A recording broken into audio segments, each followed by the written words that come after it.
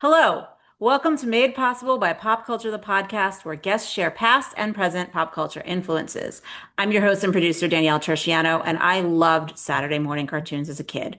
Whether it was Muppet Babies or Teenage Mutant Ninja Turtles or Recess and Rugrats, I couldn't get enough of the bright colors and the wacky adventures.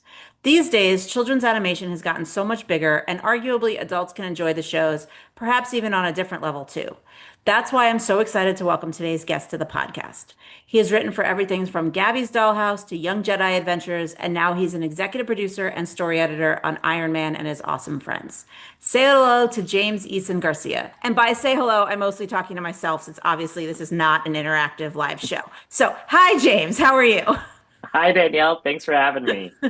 So obviously, you have a great background in animation, and just as a spoiler for the episode, you did pick a past influence that is also an animated show. And before we get into that specific piece, I do want to ask what it is about animation as an overall format, genre.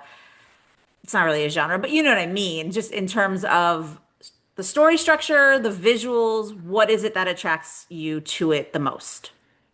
I think when I was a kid, it was a world bigger than our own. I think I get a little bit bored with reality, and animation gave me this escape. There was fantasy and the color and the characters, everything was just a little bit bigger and brighter and just more exciting than everyday life, right? And that's kind of where my love for it started. And I think now as an adult who works in this space, it really is about like the collaboration, the Hmm. teamwork, the artistry, because it does require so many amazing artists and talented writers and just creative people all across the spectrum that are all coming together to build this one singular vision. I don't know how many people in the general public know this, but I find it interesting that as much as you just talked about the collaboration and animation, like all of TV and filmmaking is a collaboration, and yet it feels like animation is a bigger one in a lot of ways because you really can't fix certain things, I think, in post the way maybe you can in live action. And I know that's kind of weird because people are like, well, aren't you just drawing it or using a computer program? But I feel like there has to be so much planning for animation because the time it takes to draw it or use a computer programming, like you have to go into the work that you're doing, kind of, I think, knowing exactly what you want that end product to be in a different way. Do you feel like that's true, or am I just completely misleading the audience? No, I think there's a little bit more about the structure and the planning. I do think there is something a little bit nicer about live or animation because there is this length of time. So, when we're working on the script, we try to get it as best as we can at script, right? But then it has to move to animatic. And maybe there's where you find like maybe this isn't working quite the way we were planning it. And there's still a little bit of time to like tweak and edit. And I find, in my position, I'm constantly trying to plus and tweak just a little bit the whole time. It's not throwing everything out and starting over, Right. but it's definitely, building a little bit. So there is a lot of planning that goes into it at the beginning, but it's like built making a building. Like you can have the blueprint, and then once you get into that space, you're like, you know what, this wall shouldn't go here, or those sockets aren't in the right place, and you can move things, adjust it. You still have the same shape building, but the details have changed. Okay, that's a good, I Yeah. think, analogy for that. How much is also that planning affected by the types of projects you're working on? Because you're working with so much IP that, like, a lot of it, if you're drawing from a specific comic, for example, a lot of it is maybe planned out a little bit already, and then you're going to make your changes to it, but you can't maybe make too many changes to it because people know and love these properties. Yeah, I think that was a really exciting situation that I, had specifically on my most recent project is because we are working with Marvel characters and they're so big and so beloved. And it's not just our show that's handling Yeah. them. There's things going on with them in the comic books. There's things going on with these characters in different television shows, are in the MCU films themselves. And so it's not just like, it's not a free for all. It's not like, oh, go play with all the toys you want to from the toy chest. Right. It's, oh, well, there's something going on with those characters. We can't touch those characters, or don't Mm, step on this storyline too much because they might be doing something similar somewhere else. So there's a lot of those moving parts, and it made it a bit more exciting, but it also did make it more of a challenge as well. yeah, and I do have more questions about that we will get into, but I always like to start in the past just so that people can get to know you and your inspirations, your influences to then better understand the things that we talk about in the present. And maybe this is ironic, but as you said, you're working on Marvel, but your past influence you picked is a DC show. It was Batman the Animated Series. So I want you to take the audience and me back to I don't know if it's fair to say little James, but younger James, when you were Yes. first watching this show. And you picked two very specific episodes of the show that you wanted to talk about. But before we get into these specific episodes, talk about younger James when you first found this show, where you were in your life that made this show something that you fell in love with, and a little bit of was it the Batman of it or was it something else? I didn't know who Batman was. I'd never heard of Batman. Batman was like not on my radar at all as a kid. I didn't grow up in a household with a lot of pop culture. Okay. I'd say like their biggest pop culture reference was like we'd go see Disney movies, which I'm also, animated Disney movies. The Yes. animation thing is a through line through my life. And I do want to say for anyone who is watching this on YouTube, he has some fabulous Lego castles behind him that are Disney. I used to have them behind me too, but then I moved them to clean and they fell apart. So we're gonna have to fix them and put them back. So this is why you should watch on YouTube. Anyway, go ahead. so I always loved animation, and anything animated I would just consume like crazy. I was really big into Care Bears when I was first growing up, very young, very little. Then I fell in love with things like DuckTales and Mm, Chippendale Rescue Rangers and Tailspin. Like that Disney afternoon was so like awesome and amazing. And then Darkwing Duck came out, and I think Darkwing Duck was the first thing I watched that kind of had that superhero yeah. vibe to it a little bit. I'd never really experienced that. One day I was homesick from school, and you're sitting there and you're laying there on the couch and like whatever's on TV is on TV. But Sure. of course I had it on for like the afternoon cartoons. It was like Tiny Toon Adventures and Animaniacs, which I was a huge fan of Animaniacs because it was big and wacky. And I probably would have gotten up and changed the channel, but because I was sick, this show called Batman the Animated Series came on, and it was this really interesting episode with the Riddler.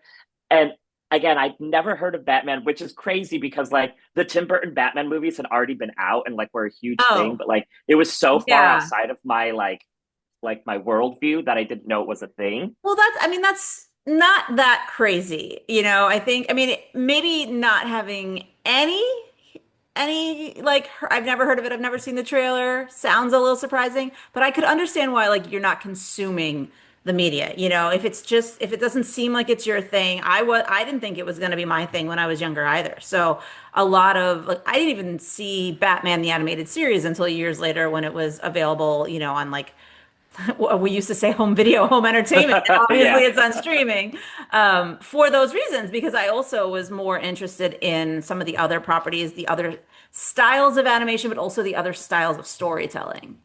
Yeah. And I think like I would have recognized the symbol. If I saw like the yellow bat symbol, I would know Mm, like, oh, it's Batman, but I didn't know like who it was or what the story was or what it had to do with anything. hmm. So the show comes on and I start watching it and I'm like, this is kind of amazing. And it was both the storytelling, but it was the art. And I think it was the Right. first time I'd seen animation, not that like Animaniacs and all this other stuff is an art. There's so much Right. artistry to this, but there is an aesthetic to Batman the Animated Series, that noir style with the lighting and the Yeah. shape, and it was the shape language and the colors. And it's like, this is fantastic. And those designs are so beautifully, I don't want to say simplistic because it sounds like it's No, knocking it down, but it's not. But it's yeah. iconically simple, Yeah, they don't right? have to do too much to get the style across, to get the point across. And also, like, it was a different time. The things that they were using maybe had to also be a little bit simpler because we didn't have the level of technology we have today. But I think that's kind of what makes it special, is that it's so, as you said, it's so distinct. I went to school when I was finally better, and I went up to all the kids and I was like, have any of you heard of this Batman character? Like, Oh he's no. amazing. And everyone's looking at me like, what rock have you been living under? Like everybody knows who Batman is. It'd be like going to school and saying, like, have you heard of Mickey Mouse? Like that's what it felt like. And everybody was like, yeah, of course you know who Batman is. Like Batman's amazing. And I was like, no, I discovered Batman. And then because I discovered the show, I then discovered comic books. I didn't Right. even know what comic books were before this. And I'm probably like 9 or 10 at this point. And again, Mm. we have to talk about this is pre-internet. This is Yes, a of long course. time I would ago. say the show was on in the 19 mid 1990s, like 94. Well, AOL was just coming into some homes. I so Yes. I mean it's not it's pre-internet for what we have now. Obviously there was, no Google, no IMDb, certainly no social media, but I mean in theory, I don't if you had AOL like in 96, you could be in a Batman chat room talking about Yeah. your love of the show and the comics with people from, all over the world. Yeah. So it's an interesting thing because like we were talking about not knowing the property. Yeah. It wasn't like I was watching YouTube Oh, yeah, trailers or like, exactly. videos of people talking about these things. It was kind of like, and that was that era still where like kind of being a superhero fan was kind of taboo or quiet or like Mm-hmm. that made you a nerd or that made you that. Mm-hmm. So like you kind of had to keep it a little quiet to yourself. Like no one at school was going around, in middle school or high school being like, I love comic books. It was like if you were saying you love comic books, you were part of the nerd Mm. crowd, which I definitely was. And But it was, it's not a bad thing. I mean, that's the other thing is like back then, certain groups treated it like it was a bad thing, but it yeah. really wasn't. And now I think we've moved past that. So now, I mean, I feel like a lot of people are probably in a very similar boat to what you're saying. Yeah, for sure. And like now, like looking back on it, and like when I have talked to friends from that era, they're always like, I never knew you liked comics. Oh, I wish I would have known. We would have talked Um, about it more. Like, so it's like that kind of thing. And so it was a really, it kind of just hit at this time where I think I was the right age to yeah. appreciate animation that was a little bit more stylized, that was a little bit more, um, I don't know, a little bit more thoughtful in its writing and its creativity, a little deeper, heavier storylines. And going back, I know we're going to talk about these upcoming episodes, Yeah. which were two of my favorites. But going back and just rewatching these, even today, like what 30 years later, I was blown away by the writing and like the depth to which these were like, and these are like afternoon cartoon shows Right. with some really heavy themes. Yes, yes. And so the two episodes you picked were just not, they're not the ones that you saw first, right? These are just ones that mean a lot to you. They're the kind like two of the episodes that just kind of like stick to my bones Okay. more than like I love them all, but these are two that when I close my eyes, these are two of the episodes that come to my mind come to my Okay. mind So first. let's start with the first one. It's called House and Garden. And everyone on the internet says that it's season three episode, except if you're watching it on HBO Max, which says it is the second season premiere. So that is something we don't need to get into. I'm sure that had a lot to do with like the way seasons were longer back then and the way that maybe they had to make the deals for how to parcel them out now. But if you are looking to go and watch it, this show is on HBO Max. So the first one, as I just said, is House and Garden, and it's a really big Poison Ivy episode. Which, if you didn't know Batman, I imagine you also didn't know Poison Ivy, and that this show kind of introduced you to the whole world. But I would love to hear you talk a little bit about what it is from this episode that, as you were saying, is so meaningful because it to me spoke a lot to obviously the female characters of the DC Comics world. They really developed this interesting story where she was a villain, but she's supposedly rehabilitated, but Batman doesn't trust that she was. And watching that with a modern lens, you almost feel bad. Like, why aren't we trusting that she's rehabilitated? Like, don't we believe that that's possible? But then also, well, it's Poison Ivy, so no. Yeah. Then it like so does like a really interesting mind game, I think, as an adult viewer. But yeah, I don't know. Tell me a little bit about obviously its influence on you. The Batman lore characters, all the villains and his rogues gallery, they're so iconic, right? It's just they're across the board. And I think that was the big thing that brought me in. Like there was something really cool about Batman as a character because he wasn't super powered. He is that just human who's pushed himself to the peak of perfection. And he's a brilliant detective. So there's like that's what I admired about Batman. But then what I think I loved about the show were the villains. It was Mm, like, ooh, who's going to be in this episode? sure. Who's he going to be up against this storyline? And I very much always attach to the Disney princesses are the female superheroes, are the female characters. I just love strong female Yeah. characters and representation. And Batman the Animated Series had a lot of that. Like Catwoman was just as good as Batman. She had just gone a little dark, right? She got a little darker. And Poison Ivy is like a brilliant scientist. Hmm. She, like somebody like the Joker is just kind of like a goofball, like an evil goofball, but he's just kind of like this force of nature where she is this brilliant scientist character. And as somebody had been watching the show for multiple seasons and had only seen her through this villain lens, to suddenly see this episode where she's turned I was like, this is the punch, she's turned another leaf. uh you know um Right. but I was just like, whoa, what is going on here? And it was just so weird to see these villains that we've gotten to know so well become domesticated. Like she Mm, was home when she'd married this like psychology professor, and was like raising his two kids.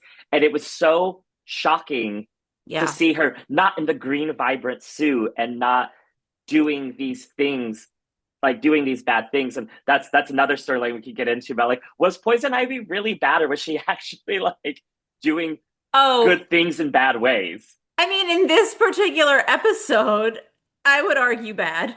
But Bad yes, things. I do see what you're saying. I mean, I think we could talk about a lot of what we call traditional villains in that Yeah. way, because so many, especially back maybe not just in the 90s, but I do feel like in a lot of the earlier versions of these stories, there was a little bit more of a need for black and white, good and evil. Like there's not as much Yeah. of the gray, even though there should be, because obviously, if we want to believe these are characters or people that live in the world, like nobody is just one thing.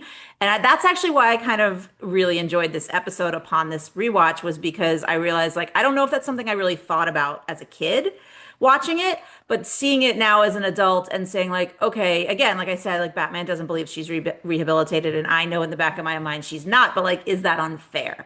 And so Yeah. you're spending this whole episode where he's kind of doing some really creepy things. He's, in his Batman suit up in a tree spying on her at home. Like, what is happening? And like, Yeah. that he's on the side of quote unquote good, but it kind of made me, re-examine, I think, some of the behaviors that we were told back in the day are okay. Definitely.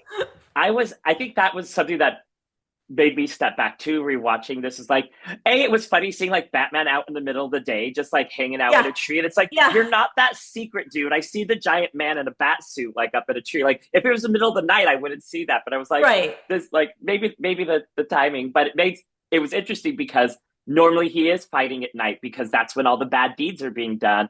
And here's this character who's going about her life, Hmm. taking the kids to school and grocery shopping and running errands.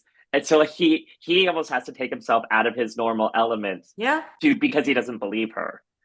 Uh, I also, I think this is another reason this story sticks out to me, and you hit on it just a little earlier, is it wasn't black and white. Hmm. It There were shades of gray here. And when you get to the end of the episode, yeah, she was doing bad things, but it did almost seem like she kind of just wanted a quiet life. But the only way she knew how to afford that was through doing bad things, like Yeah. stealing money. And of course she was stealing money from toxic bachelors, right? True. She wasn't going to like banks or like robbing like people on the street. She was going to rich toxic bachelors and taking their money.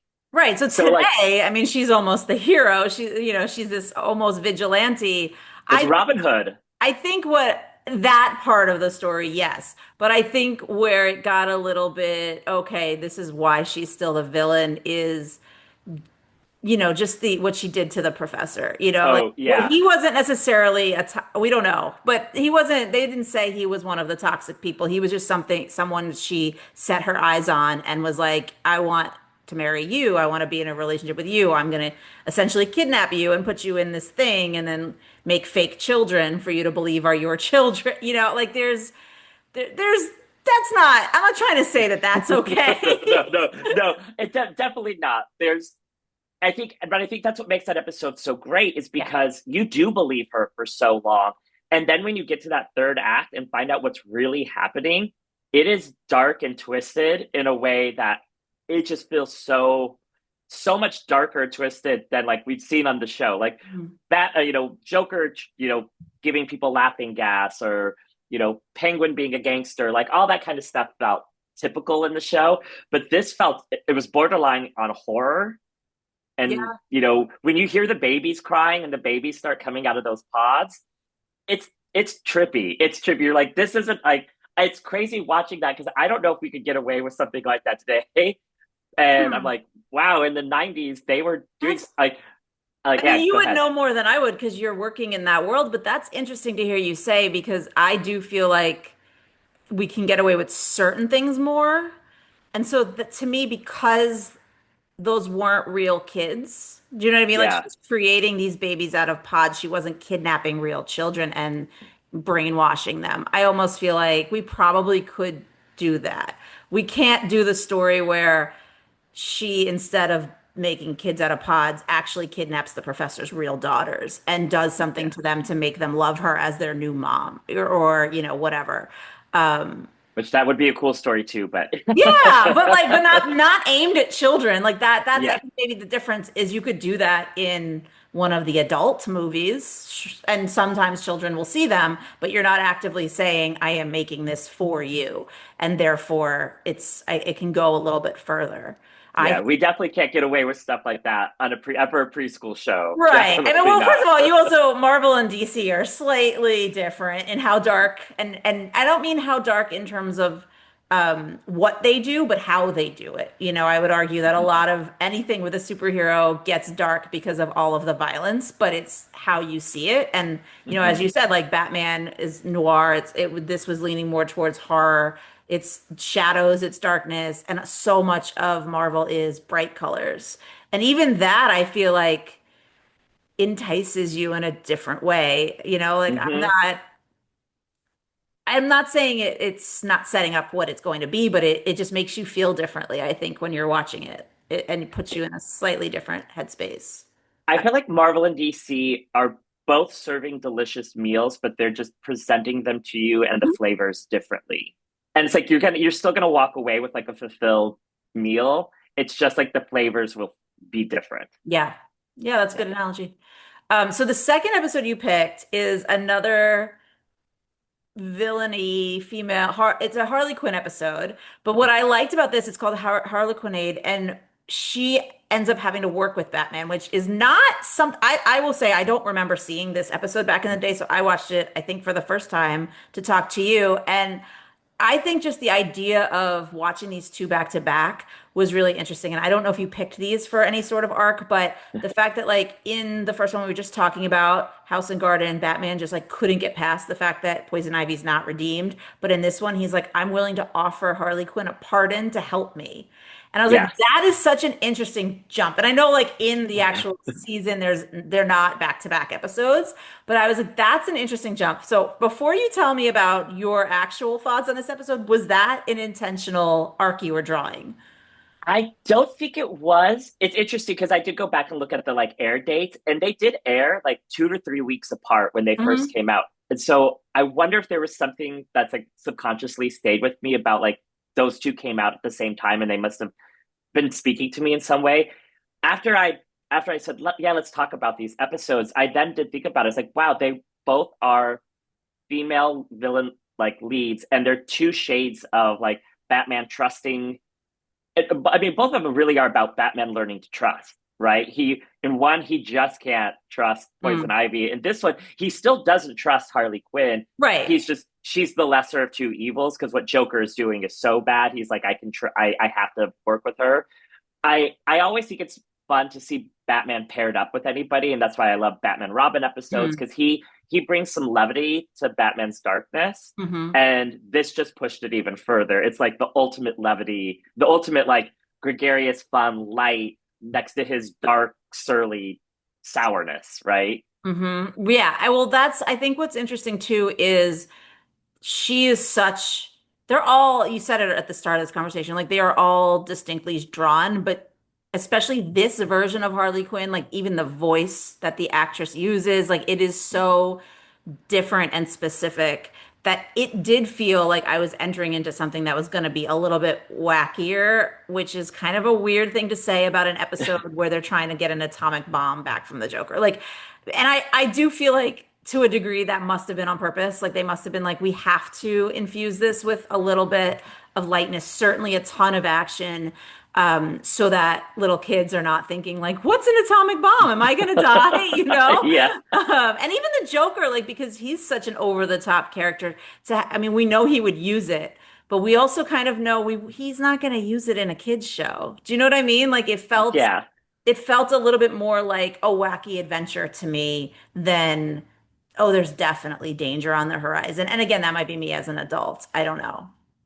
I think it was funny, like rewatching it, and they very early at the beginning they were saying like this bomb could kill 10 million people, and like they state the stakes really early, and you're just like, whoa, they're just like again like it was something that I don't think I registered when I was a kid Yeah, watching it, but then like as an adult I'm like, whoa, those are stakes. I mean, like you don't introduce an atomic bomb in anything without being like, uh-oh, the stakes have been raised.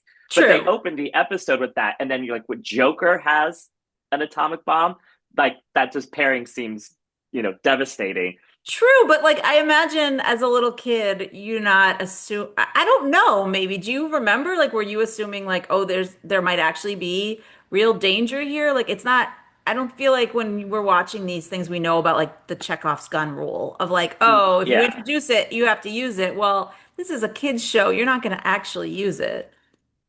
I think as a kid, that the Joker is the bad guy. And I think just knowing the Joker's the bad guy and he's there and the minute he shows up, he's doing something bad. So I don't think I understood quite the level of what the atomic bomb might have been or what his like intentions were. It's just like, oh no, that's not good, and True. Joker has it, and Joker's not good. So I True. think that's probably the extent of like the feeling that you feel like, because you go into the episode and if he's doing something, it's bad and you can't trust him. Yeah, that's true. And then Yeah. how did you feel kind of about, I mean, not I don't like to say spoiler alert because the show is 30 years old, but like spoiler alert, the ending of like Harley and the Joker and she's the one that kind of has to, in a sense, like decide, is she gonna really be good here or is she gonna maybe end up turning on Batman? I feel like there was a moment there where, I mean, again, this is a kid's show. They're not gonna probably do that, but like there is a moment there where like the character has the power. I think what blew my mind, and this is why I love this episode, because not only is there so many layers to it, but it's just a fun ride. Like, and it even has a musical number. Like, there's a hunt for the Joker and the atomic bomb, and we stop at a gangster club and have a full musical number, which is really fun. And Harley's performance is so strong in that, and I think that was probably another reason that I liked it. I was like, ooh, strong female villain character, and she's got a song to sing too. I love this. Nice. Uh, I think what I love about that ending is, she turns on Batman because she's like, "Oh, you never said you were going to hurt Mr. J, right?" And then as he's like, "Oh, good, I was, I good thing you showed up." And Hmm. Robin's like, "You realize he wouldn't have had time to pick you up." And it's the feeling that there's a line that Batman says to her earlier, and he's like, "The joke won't be funny when the joke's on you, Yeah. Harley." It's something to that extent. Because she was like, "Oh, the things he does, it's just for a laugh." And he's like, "No, it's not going to be funny when he does it to you." And I think in this moment, she's realizing, oh, he wasn't going to come rescue me from Arkham when he blew up the city. Right. And not only that, but she does, she's not as far gone as Joker to be like True. she's unstable, but she's not as far gone. Like she still has people and things she cares about. And when she starts realizing like Poison Ivy and these other friends of hers that she has would be in danger, as well as their pet hyenas, Yeah. it's that where we're like, oh, you really don't care about me or anybody at all. And that turn she has on him is so good. And I love that moment where, and watching it again, I was like, wow, she pulls out that gun and he Hmm. says, you wouldn't dare. And she pulls the trigger. She was going to kill him. And, spoiler alert for a 30-year-old show, it's one of Joker's, fake guns that just pops out and says rat a tat tat on it. And it's just crazy that like she was Yeah. gonna murder him, and Joker realizes it too. Like oh man, it's such a good moment.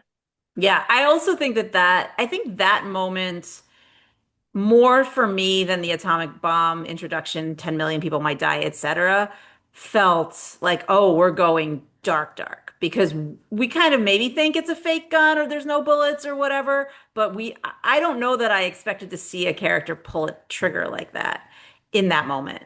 So close up and it felt a little bit more real, for lack of better word, I think, than a lot of the other bam pow moments of fights or even monsters that come out or, as we talked in the previous episode, the pod babies were growing up into these monsters that were then kidnapping people. I don't know. I don't know if that's my own limited view on how comic book shows or specifically the DC superhero shows were telling their stories back then, but that to me felt like, oh, talk about something I don't know that we could do today. Yeah. You know? It it's I think what's so shocking, again, going back to it, like it's it's 30 years old now, and this is a show technically made for kids. And that's the kind of storytelling they were doing, like in this, which is so crazy because that episode is a lot of fun, right? Like there is this big overall threat, but you're really on this kind of fun romp with Batman and Harley, Yeah. and you're seeing their relationship kind of build, and him actually starting to trust her a little bit.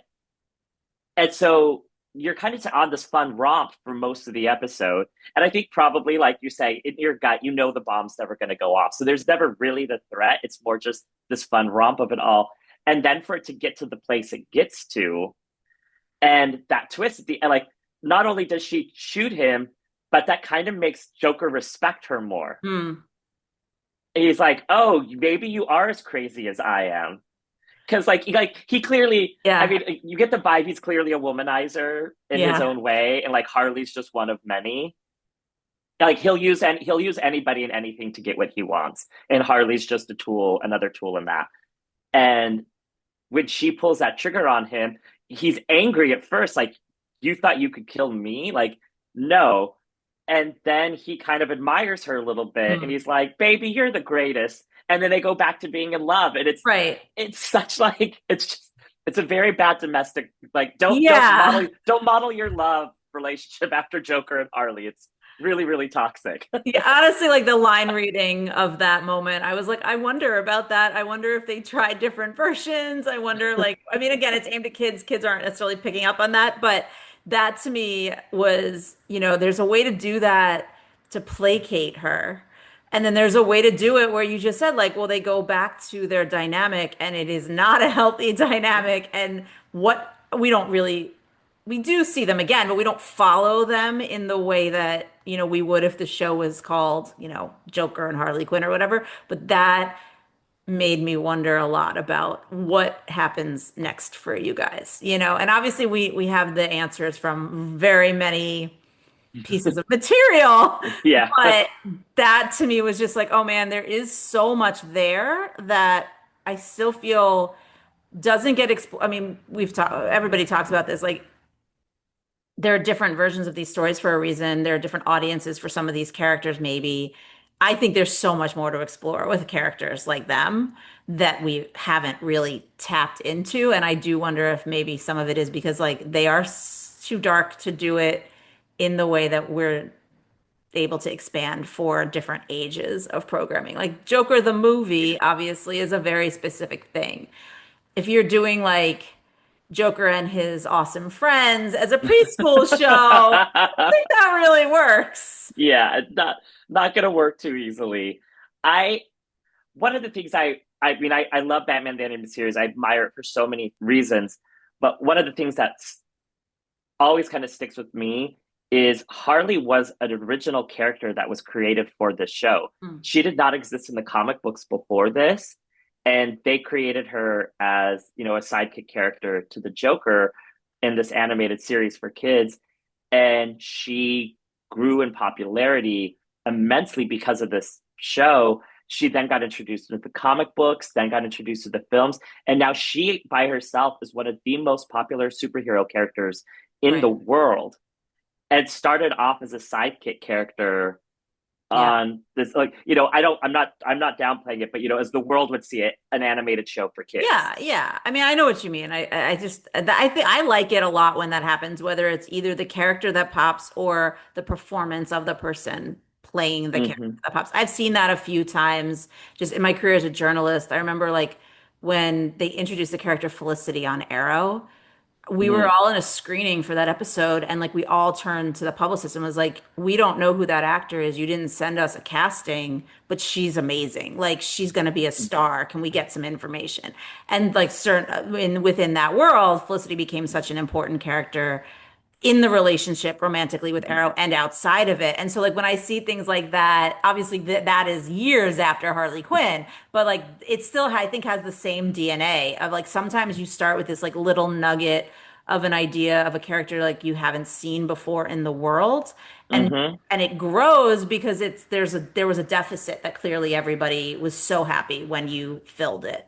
Yeah, and I mean it can be whole films because like that's the story of K-pop Demon Hunters right now, Right. right? It's these three women who I don't feel like I've ever seen these exact women before on Yeah. screen, and I immediately loved all of them, and obviously the world has too, right? But like this is something that it felt very niche and quiet and maybe its own little thing, and then grew into this. Yeah. It Phenomenal. became found a life of its own.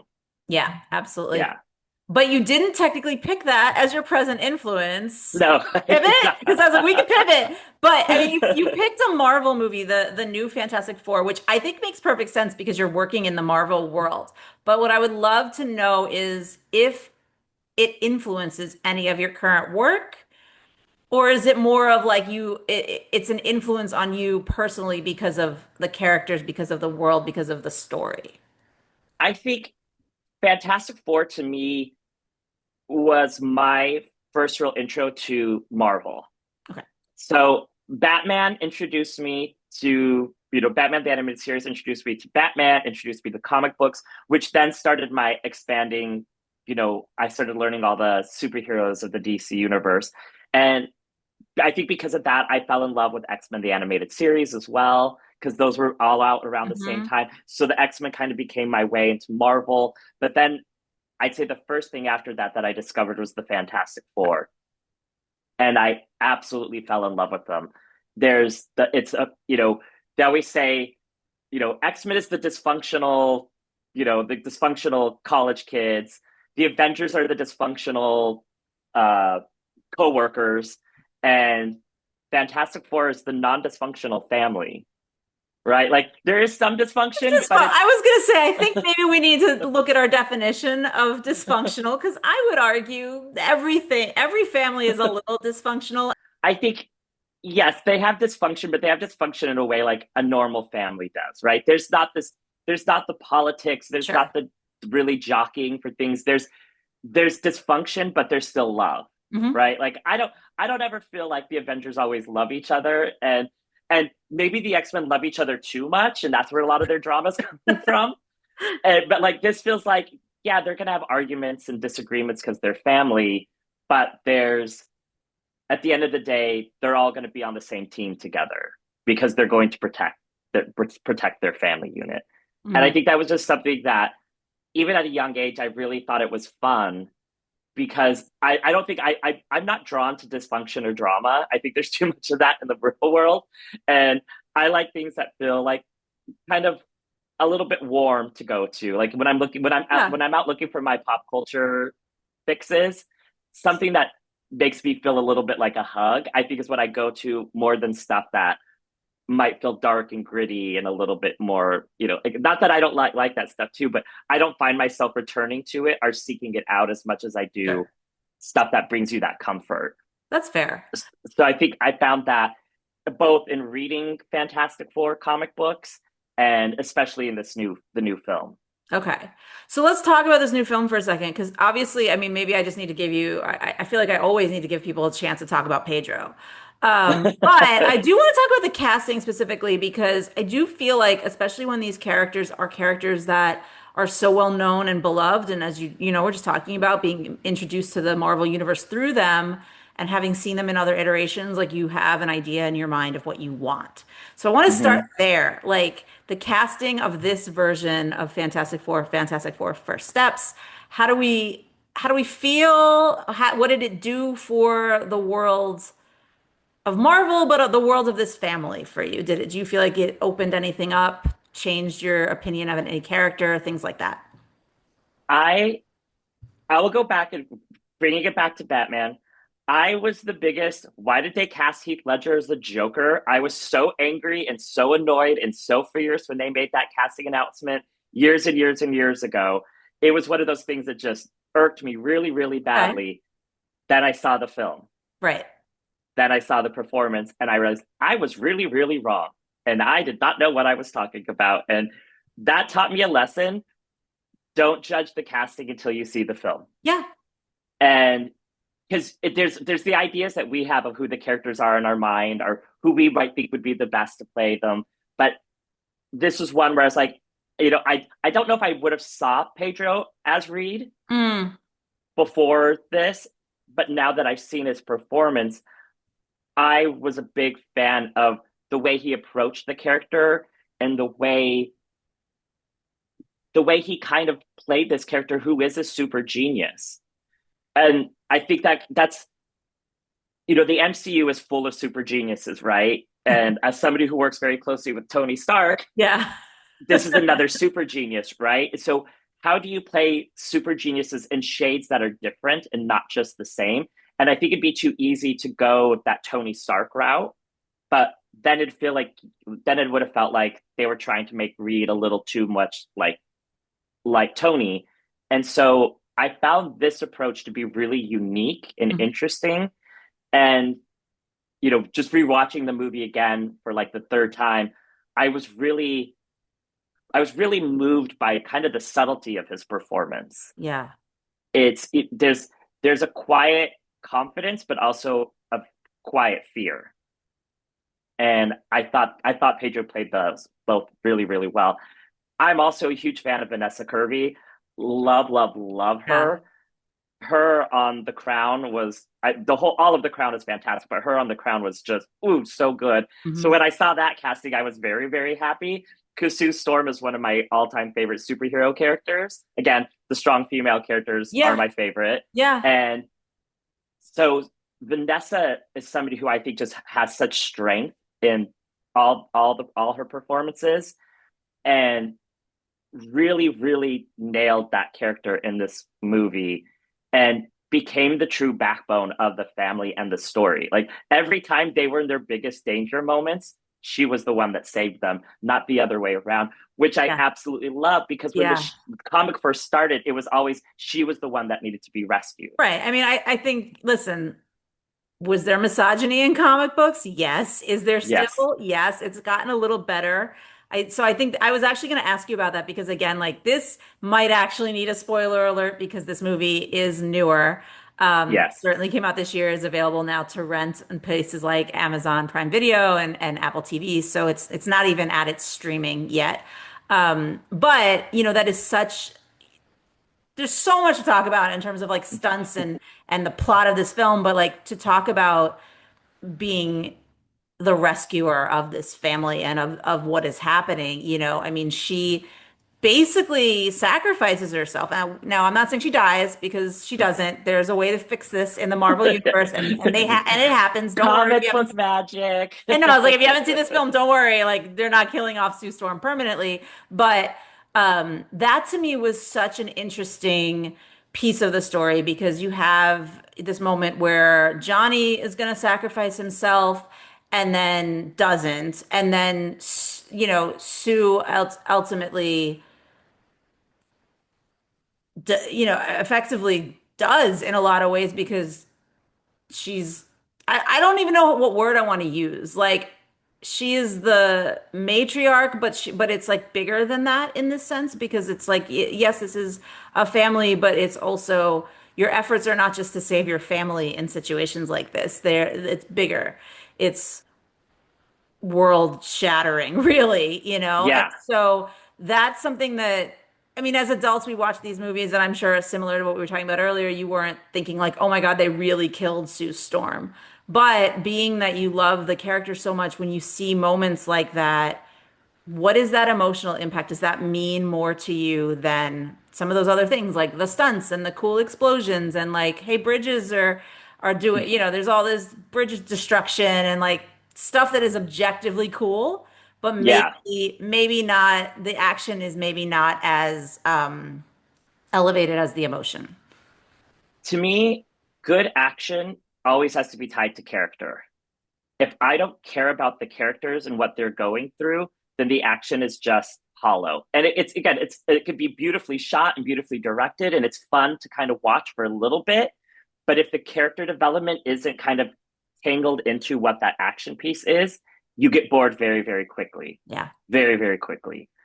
And so to me, it's a testament to the writing and the storytelling that we were so invested in these characters and what was happening to them that when these action moments happen, you feel those stakes. You feel those individual, if this doesn't work, if this doesn't work, there's bigger things at play here. It's not just about the fun of the car chase or the cool superhero special effects. It really is the stakes of the characters involved, and it elevates the action and makes you more on the edge of your seat.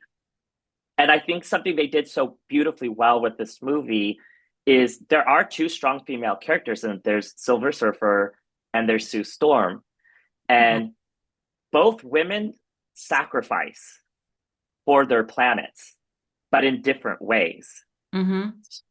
Silver Surfer sacrifices herself for her planet, but does bad things to protect her planet. And Sue's speech when she comes out and she's holding Franklin and Hmm. she's talking to the crowd and saying, I'm not going to let him take my baby, but I'm not going to let him take any of you either. Yeah. And that to me was showing two sides of that same character, these two strong female characters who were trying to do the right thing. Like Silver Surfer was trying to protect her world, and Sue was trying to do it as well, but Sue was going to do it in a way that was no one else was ever going to get hurt. I feel like there's never a situation where saving one is better than saving collective, but like that's kind of part of the trolley problem. And I don't know that Yeah. everybody would agree with me on that. So maybe that's a conversation for a different time. But I mean, to me, that, having those moments, I think also meant a lot in terms of like showing maybe the importance of even Franklin, which is kind of maybe a weird thing to say.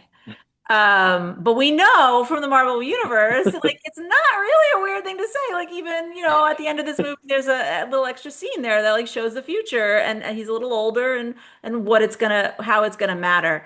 I'm saying all of this to ask when you see things like that, like you know the story, you know where it's gonna go, you know that, sometimes in film and TV, having a baby can be a detriment to a story, but in this case, it's Yeah. very, very important. Um, does that affect how you're watching the film in the sense of like, I know where this kid has to get to. So I am watching scenes around him and how people are reacting to him. And maybe not just that one character. Maybe this is a question for a lot of these characters since we know where a lot of them go. Especially being a writer. How does that affect how you view these movies? It's interesting you asked that. I think when a story is being well told, I forget about those questions. I stop because I'm in the That's moment. good. That's how it should be. I'm in the movie. I'm in the show, and even though I know Franklin has to stay around, Franklin's important.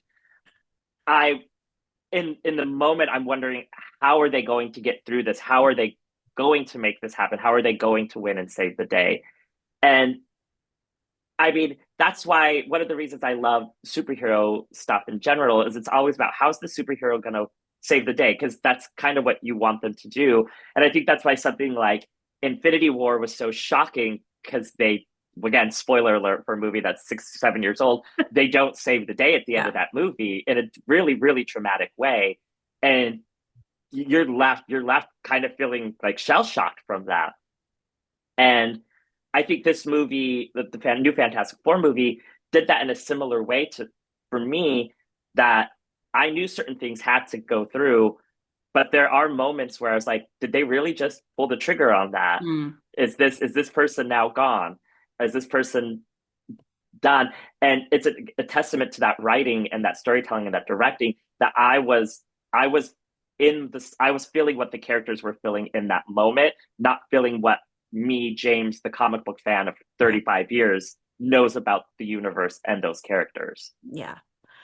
Now, I do want to take this into your show because the char as you're working in the Marvel world, you mentioned this at the start of our conversation, like the characters in your show are living in other properties at the same time. And so there probably are certain things you have to keep in mind as you're writing them. So I'm going to ask you something that you're probably maybe not going to be able to answer. But what I would love to know is, especially characters like Fantastic Four characters like Sue Storm, who you just said you love so much, like what is the discussion like when you say, if you say, I want to bring somebody like that in? What are the steps and the levels that you have to go through, or the case you maybe have to make to people to say, like, this is why it's worth doing, and this is why it may not upset your plans for whatever you're doing over here?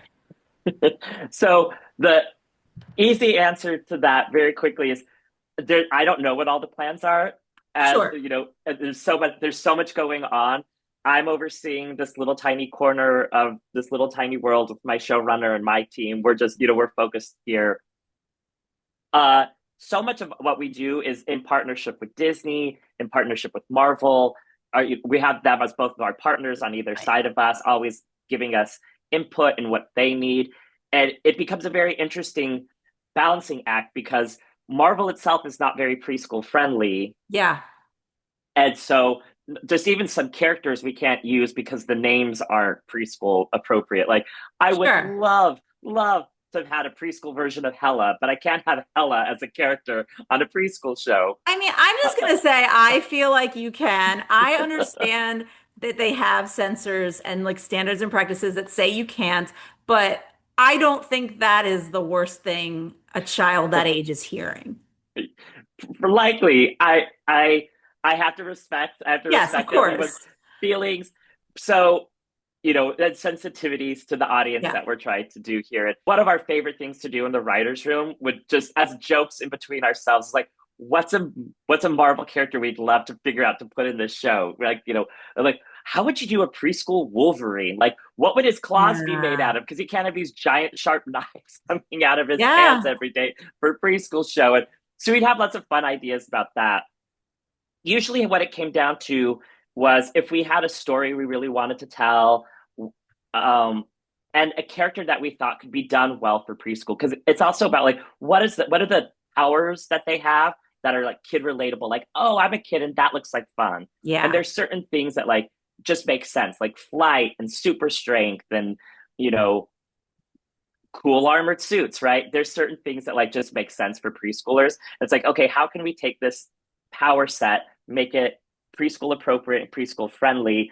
And how do we also take this character who's typically portrayed as an adult, doing very adult things, and how do we keep them true to that character but make them preschool approachable?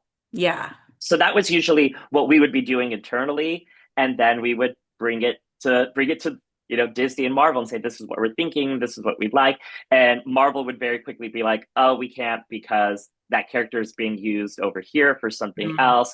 Our Disney could say we love the idea, but we don't know if it's right for the audience, that kind of thing. So it was always just kind of that balancing act of figuring out what was available for us to Sure. actually play, like what toy was available for us to play with that Disney also thought was right for the audience. Was there one that you would point to that was like the hardest one to get? There is, but I can't say who it is yet. Oh, because There, it I will. hasn't aired?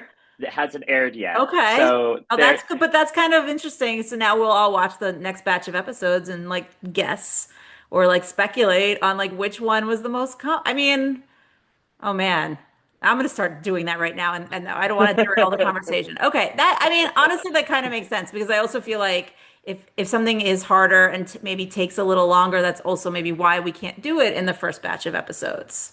Yeah, yeah, and it's and we really wanted to build the core around Iron Man, Ironheart, and Iron Hulk. That's our main team coming into it. So we want to spend more time kind of getting to know them before we really started building out their world and all their other friends. And also Iron Pup. And Iron Pup as well, I, yes. I mean, I have to. I have to because everyone knows I'm a huge dog person. I have to ask about this kind of the origin, but also, you were just talking about like how do you do a baby Wolverine? Like what should his claws look like? But also I would argue like how do you determine what a superhero dog needs to have? And were you aware of crypto when this was happening? Did you have to kind of change any of your plans because you didn't want it to be too similar to what DC was doing? It's so funny. We've been laughing about this internally that it was the summer of the superhero dog. Yeah. And we were, By the when way, that is absolutely a story I would have written if I was still doing traditional written journalism because anytime I can write about dogs, I do. Me too. As we've talked, we're both big dog people. I'm a big dog person. I have two dogs. My older dog is named Sydney Bristow. My younger dog is named Bruce Wayne Oh my God, I love it. because of my love for Batman the Animated Series. And I always knew I really wanted a dog character on the show. I'm a big dog person. And there's just something sweet about, superheroes with their pet, right? So it was something we were talking about internally with Marvel early days. And Amadeus in the comic books has a pet coyote that shows up sometime named Oh, Gamma. okay. And so we were taking inspiration from Gamma the coyote and bringing it into our show. So at first, when we were kind of talking about it, we were like, oh, yeah, they'll have this dog. And then it slowly started morphing into, well, why doesn't the dog have the armor too? Why Yeah. isn't there an Iron Pup can go on these adventures? Iron Pup can have fun with them. And it was interesting originally when we were first coming up with like what the first episode was going to be, we wanted to do a story that was going to intro Iron Pup to the team. Both Gamma getting Hmm. the Iron Pup armor and officially joining. So we kind of come in and they were already the Iron Friends, but they didn't have a dog, and that was how we were going to intro Iron Pup. And then through discussions, you're like, no, let's just start the show. They're already all Sure. together as a team and a family. That I was really, really lucky. Marvel came to me about 2 years into working on it, and they were like, "Hey, we want to do an Iron Man and his awesome friends comic book for free comic book day to get kids excited about the show, get kids excited about comic books."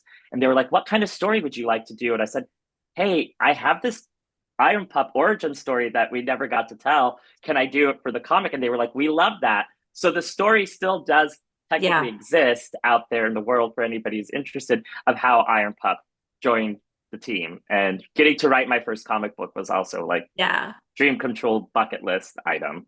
That's awesome. Now, because this is aimed at such a young group of kids, and like as I said at the top of the conversation, like I feel like children's animation is still enjoyable as you get older for different layers, different levels, different reasons. But because it's aimed at younger kids, I am wondering how that is affecting like some of the themed episodes, maybe like you did a Halloween episode. I know you have a Christmas episode coming up. Is that something that's kind of almost mandated to say like do things that they recognize from their own world for relatability, or is that something that you guys are just doing because you're finding, there might be fun adventures or fun experiences for these characters in spaces that we haven't seen them in before? Working with, a studio like Disney, who I've been lucky enough to work with for all these years, they always kind of want those touchstone moments for, when Christmas comes around, they can air a bunch of these holiday themed Oh, episodes oh, I thought you were going to together. say merchandise. I was like, you could do a whole thing of, they're all wearing Santa hats, and now you can have stuffed animals with Santa hats or whatever. And that might not be far off either, but it was really like, oh, let's, it's like we know it's Halloween time. We're gonna have a lot of kids are excited about that time of year. Let's put that content out there. For us on the show, for me and the writers, the way we always approached it, and this kind of goes back to my love of Batman the Animated Series, us talking about Fantastic Four. It's what are the human story elements first? What are the things that are relatable to kids, to audiences at the beginning? And that's where we tried to start every single episode was Mm, what's this fun thing that kids recognize as this is me, this is my world. yeah. But the fun of the show is it is a superhero show, and not only is it super, it's Iron Man. So how do we take that average everyday thing and we elevate Yeah. it to a superhero story with cool iron tech and cool iron adventures and cool villains? And that was really the fun of the show. So we always just came in every episode. What'd be fun? What's the fun thing they could be doing this episode that we could then ratchet up the action and adventure on it? One of the ones I loved that I watched pretty early on was the beach day because I was like, that's such a interesting, like you could do so many things in an environment like that. And like it is such a common, like it's the summer, of course your kids, you're gonna be at the beach, and then of course something's gonna go wrong because we have somebody now who, in this case, Ultron, wants to like build his thing on the beach and like ruin everything. And I think that's really fun from the aspect of, I think, like also opening kids' imaginations and saying, like, what would I do in that situation? This is a situation I can't be in because Ultron's not real. But at the Yeah. same time, like if somebody else came and ruined my beach day, how would I handle that type of thing? So I do also have to ask, because you were talking so much of this podcast in general is always I make people get somewhat personal. And you talked about Mhm. your favorite characters and how you identified with, various female characters and you love Sue Storm. Can you pick a favorite out of the Iron Man and his awesome friends group? Like, and I don't just mean the Iron characters. I mean, like, all of these characters, you can pick somebody who maybe like Vision who has just popped in, or you could pick a villain, like anybody. Can you pick a favorite of your own children in a sense? Oh, we've had this conversation. Again, conversations we've had a lot.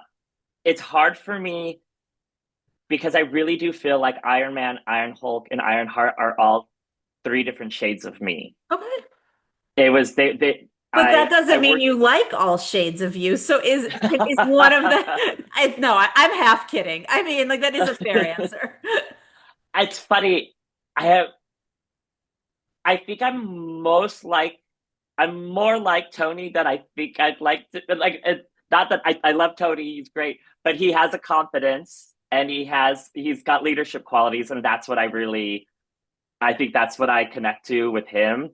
But I also really see myself as Ironheart. She's kind of like the caring heart of the team. Yeah. She's very gregarious. She loves everything. And so I feel very close to her.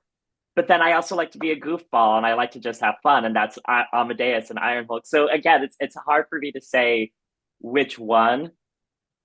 I think if it came down to writing, though, like which Yeah. character, like every time I got to write, it was Ultron.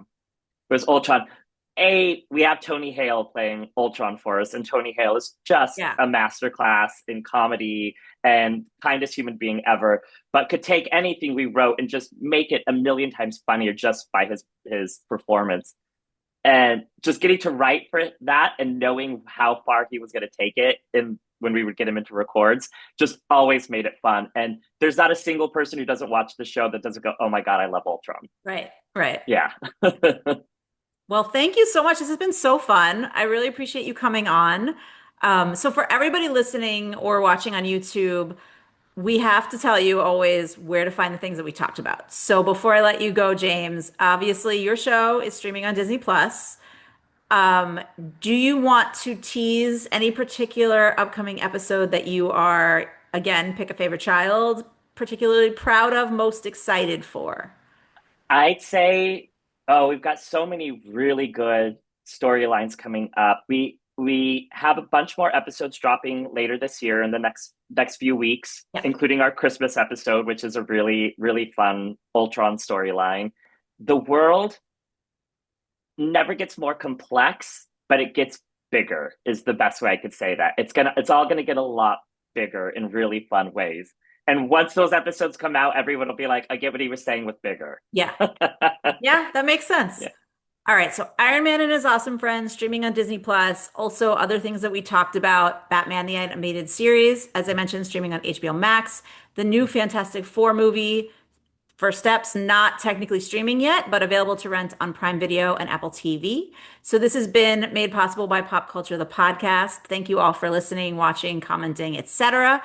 And I hope you are getting ready for the holidays because in addition to this upcoming episode of Iron Man and His Awesome Friends that we're excited about, my next episode is also a holiday sort of episode. It's with a star of Hallmark's Grand Ole Opry Christmas. So once again, speculate in the comments on who you think that's going to be.